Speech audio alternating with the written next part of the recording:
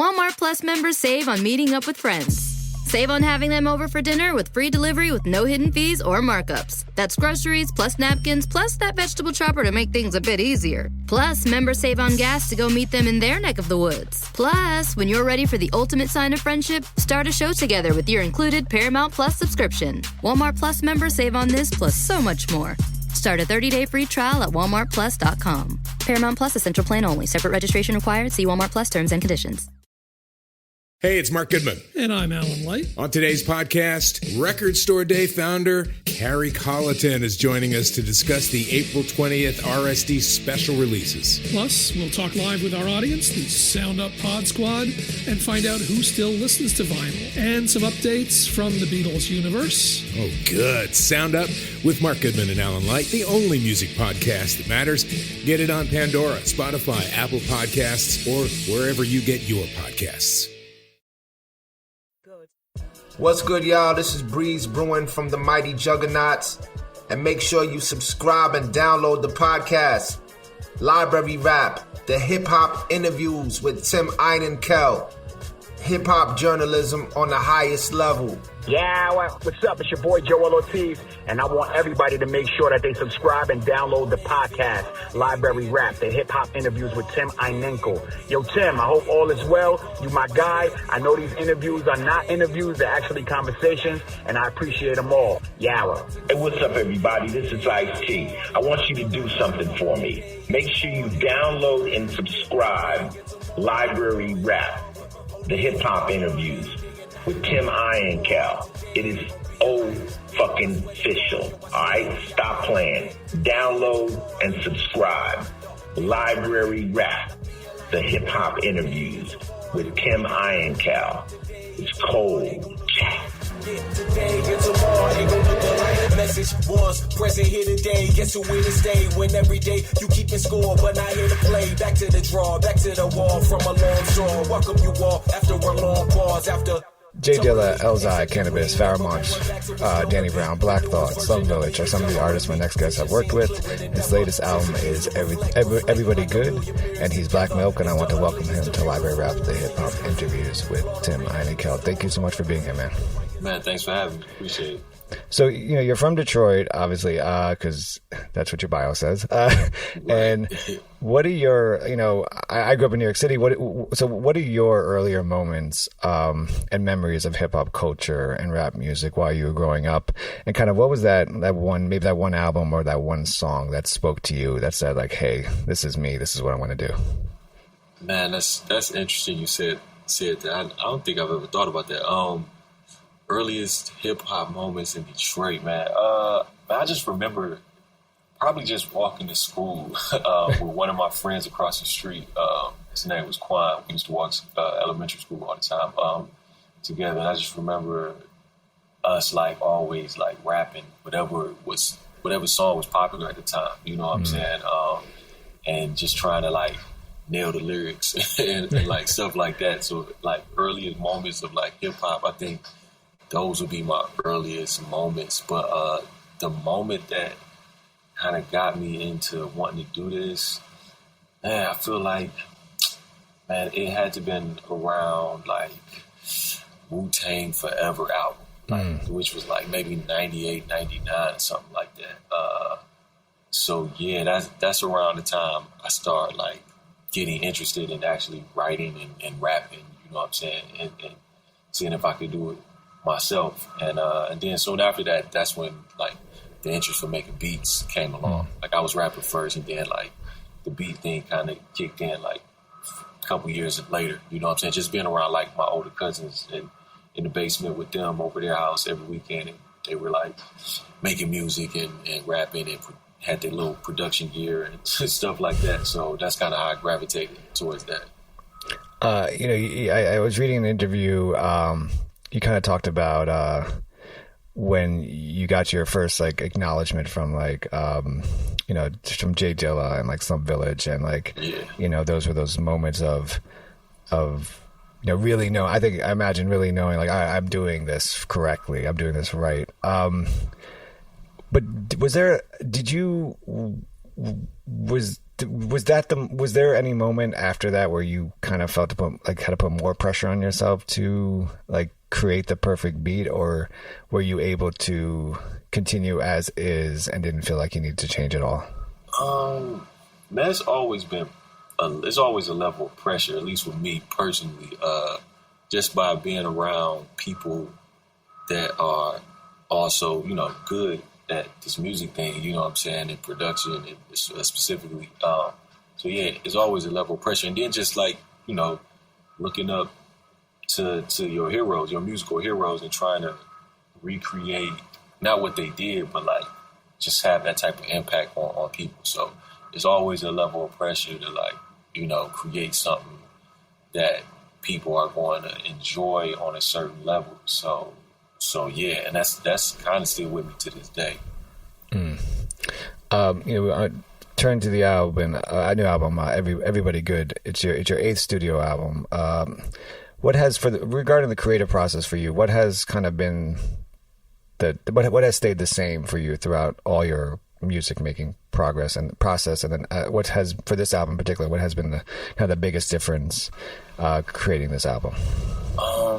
Man, I think a lot of the technical process has kind of stayed the same. Like, me still being on, MPC, and me still using live musicians and still sampling and still searching for, rare pieces of music that's unheard and making production out of it. I think more the thing that's changed the most is just like my mentality with just being an artist and what I want to put out in the world. You know what I'm saying? I think with this one specifically, I was really focused on like creating something that felt original. You know what I'm saying, to me. And I know that sounds kind of like kind of simple or generic, but like it stayed in the front of my mind, and I had to like take a moment to figure out what that meant. You know what I'm saying? You hear it a lot, but to really like get an understanding of what that means, and like, man, what does making something that sounds like you, or finding your voice, or and people has told me like in the past, before I have a sound, you got a thing, and that's cool. But I feel like this time I wanted to be way more conscious of like, man, I need to make something that just kind of, I don't even want to say separates me from everyone else, or it wasn't even a thing of trying to make a new style of music. It was more so just something that felt original, and it's hard to put into words, but I know how I felt when I heard certain artists drop certain projects and certain points in my life where it was just like, man, what is this? You know what I'm saying? Like, right. I think we all know that feeling. So it was more so trying to capture something like that versus just making a crazy beat or making, a crazy rap record. Like it was that. So it was more so the mentality that was different. And I think what's interesting, what's great about this album is that there's a thread that connects each track, right, from top to bottom, and this is a question that's always been asked, but we're streaming services where I think younger generation now listens to like 30-second, 1-minute clips, right, of music, and then of course like the question always is, like, hey, Black Milk, you just dropped this new album. What's next? And you're like, wait, I just dropped a new album. Hold on. Like, I did something. So there's this thread to that. What continue, what is, I guess, what's your inspiration, or what's your mentality in terms of continuing the album creation, the full album creation process versus like, I'm going to do 2 good tracks and whatever, that type of stuff? I mean, I think even though, what you just said, like understanding the world we live in terms of like people's attention spans, and, they can love something, but just still move on so fast. But I think, and, I'm guilty of it as well. So I understand totally. And, my last album came out 2018. So it was kind of, I wouldn't say nerve-wracking, but I was curious and a little anxious to see what, since social media has changed so much since that time, since my last album, I was anxious to see what I was going to, like the response I was going to get, not necessarily in a good, or if the album's good or bad, more so in just like holding people attention, and, how this project could like interject into their lives. So I don't know, man. It's one of those things where I think about it, but I don't think about it as well, because I know it's a lot of people that still love the album format. You know what I'm saying? And also, you know, I try to look at it as a way like, okay, make the music and then create as much content and things you can make around the music, whether it's visual or just whatever. Create as much content as you can based on the music. You know what I'm saying? Or that's rooted in the album for as long as you can. So that's kind of been my mind state of, you know, just trying to keep the album, give the album a little longer life shelf, you know, and keep it pretty visible for a little amount of time, a nice amount of time. So as I mentioned prior to recording, I was going to ask you this question at one of the last questions, and then I had this moment of after I walked my kids to the camp and was walking home, and I was like, all right, wait, hold on, I think I figured this out. And so I had to change the question around a little bit. So I'm going to ask you it, and this is my aha moment, and then you can tell me if my question holds any water or not. So, album title is a question. Everybody good, right? Right. A question that we all usually answer, yeah, I'm good, don't worry, you know, I'm good, whatever. Yeah. You know, it's like kind of being in the Spanish class when, right. Oh, you know, ¿Cómo estás? Bien, y tú. I don't want to say anymore, you know, right. That's it. The final track, yeah, really, and the final verse ends with a question. The question is, really? Yeah. So is this you saying to us, because I know with the final track of the album, it's really, my therapist is saying, really, I'm saying I'm good. Yeah. But is this you saying to us, like, I don't know if you're okay, and I'm letting you know that it's okay not to be? And so why leave us? So why is the album a question, and then leave us with a question? Man, that's just, it's funny you said that, because that was literally the last song recorded. Like, man, I'm not even exaggerating, like probably 2 days before the album had to be turned in. Like I had the album almost ended up being 11 records, but I really wanted 12, and I was like pressured, like trying to figure it out, but they wanted the album turned in. So that's what I came with, like at the last minute. And I don't know, I just felt like the title, Everybody Good, is like, you know, asking a question to everyone, but it's like I say, I'm also kind of asking myself, am I good? You know what I'm saying? So, yeah, that song kind of represented that. And like kind of how you just said, like, some days you are, some days you're not. You know what I'm saying? Some days it's okay to, like, not know if you're either, you know? So that's kind of why I ended it on basically another question. You know what I'm saying? So yeah. That's where my head was. And I don't know, I literally wrote that song. That was one of those records where I wrote it behind the mic because I didn't have time to spend 2-3 days writing lyrics. And like I made the beat, wrote the lyrics, recorded the song, mixed the song, all within like 24 hours. So, and that's just what came out of me. Like that's just what came out of me. So yeah.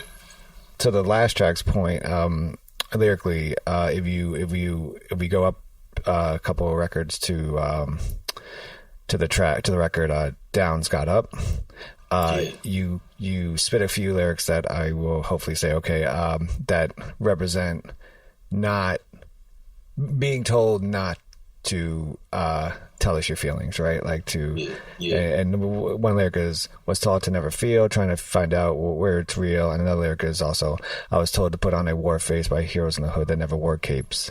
Really heavy, running in circles, but you are no doubtly telling us your feelings on this, you know, this record. Exactly. When you first started writing lyrics, was there hesitancy, not just this particular record, but in general, like, was there ever what was the hesitancy for you to be so open with your listeners and, you know, be so open with us? It was never a hesitation, really. I think it was a thing of, like, my earlier records. I just came from a time of, you know, hip-hop music or lyricism where most of the rappers that I listened to was just rapping about rap, or just trying to impress you with, you know, how good they are with wordplay. So a lot of my stuff was kind of based on that, just trying to be impressive as a rapper. But, you know, as you get older, you see stuff, you live, you go through things, and you want to kind of express some of those things on record. But I think the turning point was this song I have called Sunday's Best, Monday's Worst, where it's kind of basically talking about me growing up as a kid in church and then kind of drifting off into like things that's, you know, in my environment kind of getting a hold of me. So once I seen how people like responded to that song, and that technically was the first song I expressed feelings on and introspective on, but it was like one of the first songs where I seen a lot of like feedback in terms of people saying, yo, I relate to the record, you know what I'm saying? So that moment kind of kept me in the mind frame from writing songs, you know, after, like, with that in mind, like, just writing stuff that's more relatable, stuff that's on my mind. And it's really hard for me to just rap about rap these days. Like, it's really hard for me to just make a rap on just something, just lyrical shit, you know what I'm saying? It really got some kind of content there. Trying to find out where it's real.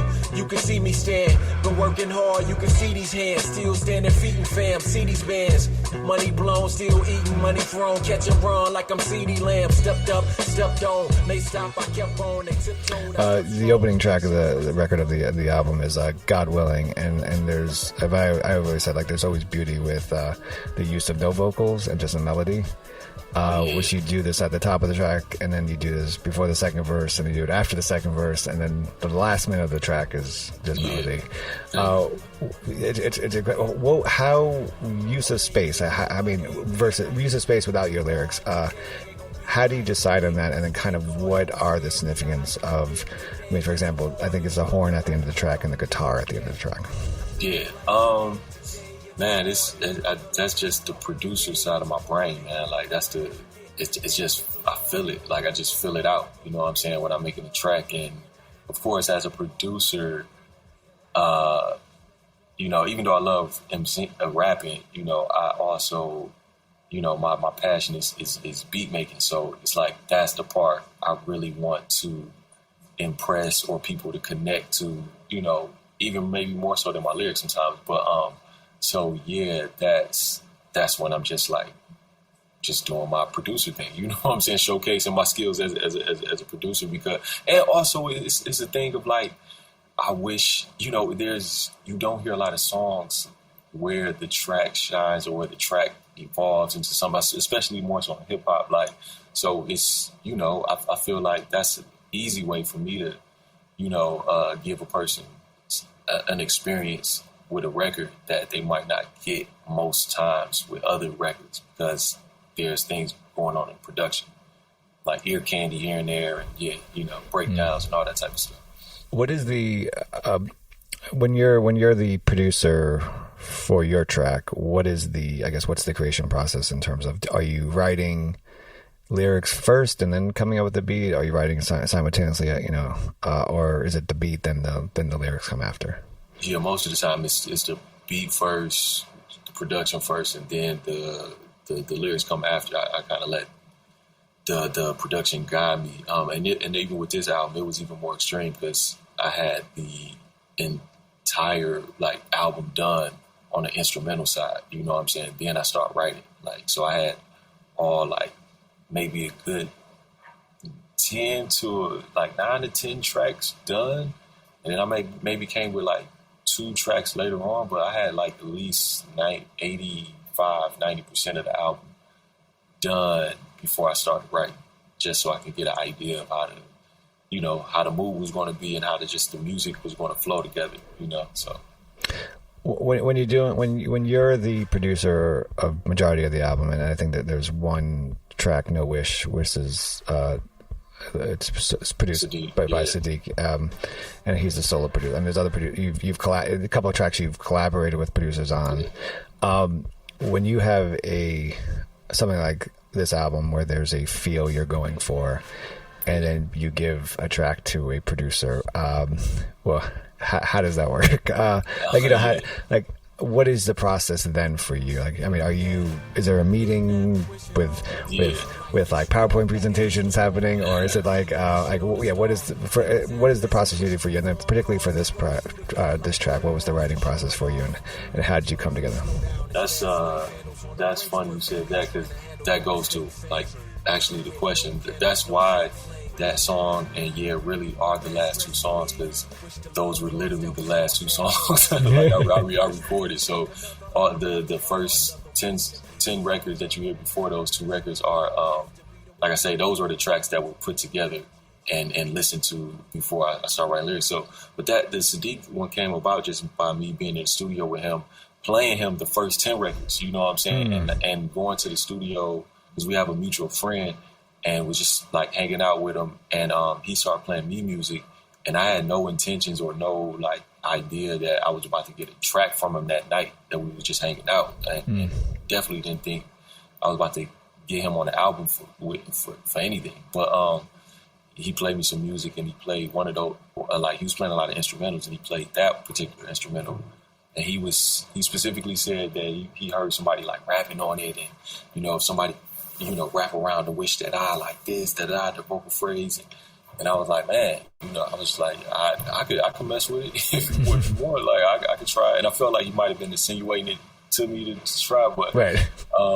But so yeah, he gave me the record. I took it back with me, and you know, I eventually worked on it and came with that record, and you know, definitely wanted to put another like highlight moment on it. Like it would have been great just me and Sadiq, but I was like, man, let me put somebody else. And Phonte came to mind, and that's pretty much how that track came about. And yeah, it's a little bit sonically, it's a little different than the record that come before it, but I think it still worked out. You know what I'm saying? I think it still flows good. The beat on "Ain't Nobody Coming Down to Save You" it really stands out to me, because I think there's a lot going on with all the beats, but there's like, I don't know, there was a moment last night I was listening to the album, and just hearing like layers and layers and layers of stuff, kind of like you know, like an artist, right? Like Photoshop and stuff like that. So can you just talk about that process of creating this particular beat? Man, it started off with, like, all the records kind of pretty much start off with me just listening through older records or going through older records, and I came across that record. I came across this rock record, and it's not Hendrix as everybody assumed it was, but I came across this rock record, and I was like, damn, man, this shit is kind of crazy, and I didn't even realize that they were playing the same, like, similar bass line to Jimmy's joint, and until somebody until a guy in the studio and did it, and the guitar player started playing. I was like, oh shit, that is that.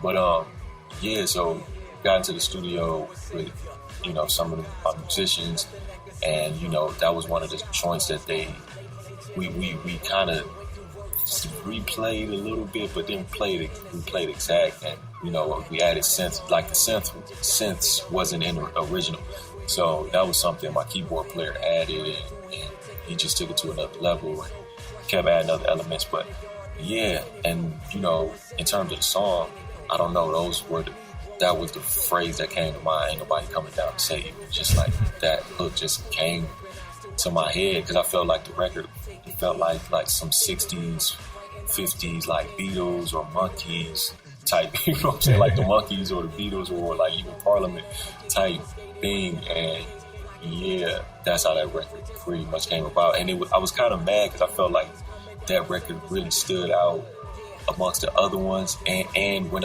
that record came kind of towards the later point of the process, where I was like, man, I wish I could go back and I want to make my whole album sound like this record, you know what I'm saying? But it was kind of too late, deep into the album making process. So, but yeah, that's how that record came.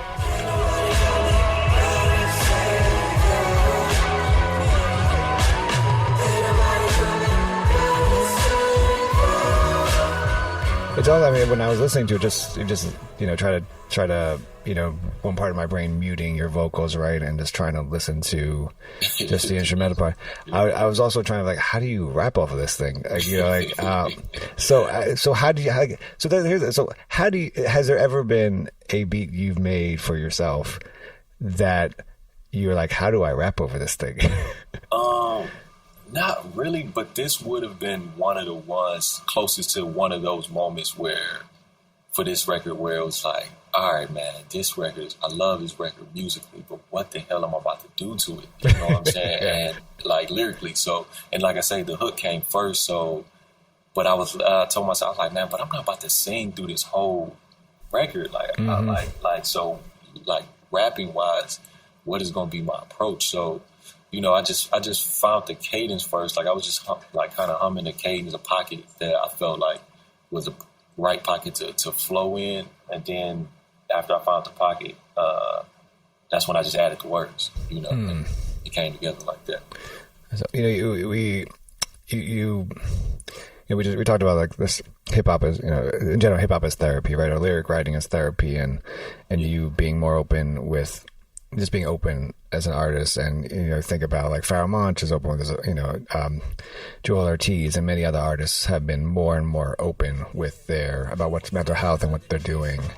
And then you have the record It's Just Me, and this also seems like a very personal track. You know, there's a verse that says, "Thought I was tripping, grass not greener on the other side," which kind of says a lot to what's going on. How much of it does a track like this, I mean, in terms of, or just in general writing lyrics like this, doesn't have particularly this track, help you out mentally, but also how much do you use this kind of track to help someone who might need it to help clear their mind? Yeah, I definitely think about both, because I think I'm at that point and at that age where, like, as an artist, seeing how records in the past have resonated with people, I think at this point there's not a lot of artists or music that kind of represents what people my age are thinking about or going through in life or experiencing right now in life. So in the world we're, you know, in this era we're at, so it's like it's cool to be like I actually enjoy or like accept the challenge of like being an older artist now and being at this point in my life and figuring out cool ways. Like I think that's the key word, like interesting ways and cool ways, because there are artists that rap about, you know, what they're going through at the moment, you know, at this age. But I feel like a lot of that stuff, I don't know, it doesn't hold me personally. So I feel like for my ears and for what, you know, how I like to enjoy music or experience music, it's been kind of cool to figure out like, okay, how am I going to present like this more, I don't know if mature is the word, but like kind of more experienced, like artist presentation, you know, of an artist that's like more experienced and is at a certain age, and talk about things that people my age can relate to, but people younger can still get into, you know what I'm saying? Because they're going to be headed towards or experiencing some of these things soon, you know what I'm saying, in their life. So yeah, and I think I did a pretty good job, because when I look at the range of people that, you know, listen to my music and you know, specifically listening and enjoying this new album, praising the new album, it's a wide range of people in terms of age and all of that. So yeah. I was you know, reading an interview you did, and I think and I want to ask you this because it is about, you know, being a quote unquote older artist, right, and having a good discography behind you, and it's a question that's always been asked, right? Like, you know, like what do you, like, you know, are you listening to your older stuff, right? That's like a question that's been asked, and I think you had a really good response to it, and you said, I don't really do that much, but when I do, I hear an artist that is excited about making music, right, and has not been, I think, quote, is tainted yet by the industry and all the crazy stuff that happens. Yeah. So I'm not going to ask you to like, what album do you listen to that make you excited? But was there a moment, if you had like, is there a moment in any of your discography or maybe a song you heard that you did decide to re-listen to, and you heard a artist that was not excited about making music? Oh, that's a good question. I don't know, man. There's never been a moment where, I don't think there's been a moment actually where I felt like, man, I'm not excited to make music, because I don't know if that's because like I have a competitive side to me as well, where like I've always had a really competitive side to me, where it's like I like the competition of like creating things that can stand next to other people's projects or that can compete, you know, with other artists, you know what I'm saying, in that kind of way. So I do have a little bit of competitiveness. So, and also I mentally, like in my mind, I feel like I've only scraped the surface. I feel like creation wise, I haven't created. There's so much more and so many other things I still want to create musically or tap into musically. So that's the main thing I think that keeps me excited and wanting to continue. You know, just like, man, I want to make something like this, or I want to do something like this, or what if I did this or that? So just the curiosity, you know. How have you been able to make sure that, as you say in the record, for how much, that the dollars aren't causing dilemmas, and how it's not like, I think one of the lyrics on sold once, I'd rather rebuild and put my soul on retail. Yeah. How have you kind of stopped that from happening to you, and kind of, you have a goal that is not going to get tainted by dollars? Well, it's like, that's an interesting question. Like, it's like, yeah, we all love money, yeah, but I think it's a thing of, and I think that's kind of going to the question before this one, like, that's another thing that kind of keeps me excited and driven, is trying to figure out, you know, how to be the type of artist that I am, you know, and make the kind of music that I want to make, but still exist in this era on a very successful level, and trying to create records that can, you know, be original to me, but still have things in there that will pique just the casual music listener's ears. You know what I'm saying? Like, so I think, you know, yeah, I don't know. I feel like I learned a long time ago, in terms of like money, long as I'm creating something and presenting something of a certain quality, and, you know, presenting something that separates me a little bit from the pack, I'll always have a certain level of success. You know what I'm saying? Like, that will pretty much have me in a good position. I'll always be in a good position. You know what I'm saying? And that's really kind of what's like held me in a good position. You know, having that mindset, like, still thinking about the music first. Like, I know it's hard to imagine to think about, you know, having a certain standard of music in this day and age, but like, and that being in the front of your mind versus just a ton of content, but that, I feel like that's still the key. When I look at what history's shown, and when I look at the people that's still doing things on a certain level, even right now, it roots back to them having good records. You know what I'm saying? Certain quality. Lastly, is there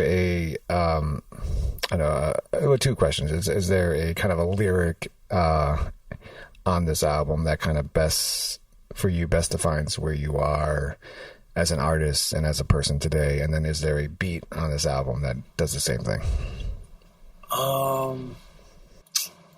Man, that's, let me think. Man, I think not necessarily a lyric, but I think a song that probably Is It Just Me is the best record to kind of represent, like, the things that kind of go through my head fairly often, and, you know, in terms of like relationships with people, relationships with friends, family, you know, and also musically, that record kind of represents. I think it's a pretty good representation, like of like the sound I'm at right now in terms of originality and just all of the different flavors that, you know, kind of just where I'm at right now, son, you know. And yeah, I think Is It Just Me is probably the best one that represents where I'm at and what I'm trying to, the colors that I'm trying to present at the moment. So he's Black Milk, new album, Everybody Good. Man, Yes. Thank you so much. It's been an honor to have you on Library Rap, the hip hop interviews with Tim Heinekel. I greatly appreciate this. Thank you. Man, thank you. Appreciate it. Don't never stop. Round our way, statues of us on every block. Yeah, Went from sunshine to the great showers. Walk neighborhoods that made felons and made flowers.